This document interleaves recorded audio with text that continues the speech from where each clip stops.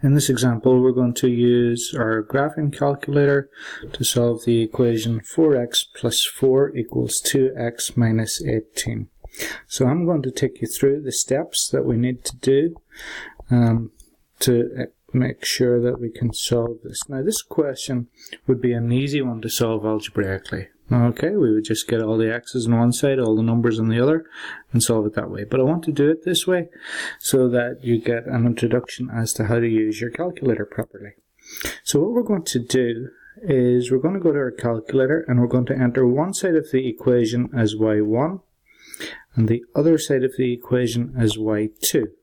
Okay, so we're going to put these into our calculator as y1 and y2. So let's call up the calculator and do that. So the y equals screen brings us here. We can turn it off, and if we turn it on now, the y equals, press y equals, and type in 4x plus 14. And on y2, we'll say 2x minus 18. Okay, so it doesn't matter which one is y1 and y2, as long as you're making one side of the equation equal to y1 and the other side equal to y2. Now, to see this, the best thing we can do is hit zoom and 6. Okay, and it's going to draw the graph. And zoom 6 gives you a particular size of a window. It goes from -10 to 10 on both the x and the y axis.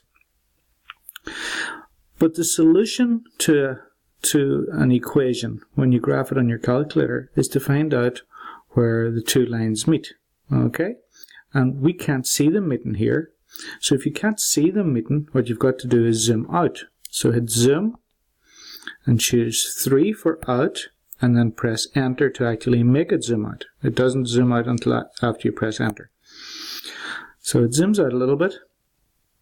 And unfortunately, you still can't see them meeting. And we do need to see them meeting. So zoom out again. So zoom 3 and then enter to actually make it zoom out. Okay, and now we see where the two lines meet. Okay, you can see the two lines crossing now. So at this point, we've got to find the point, we've got to find the coordinates of that place where they do meet. So to do that, we're going to hit second. And when you hit second, you get a little arrow up here. So we hit second, and then we hit calc. Now, calc is the second function of the trace button. So some people prefer to keep it calling it trace, but it's more correct to call it second and calc. Another word for where things meet is where they intersect. So we're trying to find out where they intersect. So choose option 5. Now, very simply, all we're going to do is press enter 3 times. Once, twice, 3 times. And our answer is written down here. Okay, it's written down here. It says intersection, and then our answer is x equals -16. Okay, so that's our answer, and that's the work done. Okay, so we can write that answer down. Okay, so we'll go back here. X equals -16. We don't need the y value. Okay, we ignore the y value. Okay, we ignore the y value because the x is all we were interested in.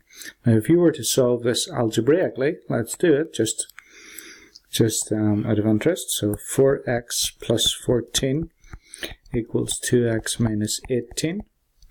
And we like to get all our x's on one side and all our numbers on the other side, and we change the sign as things cross over, so that'll be 4x minus 2x is equal to minus 18 minus 14.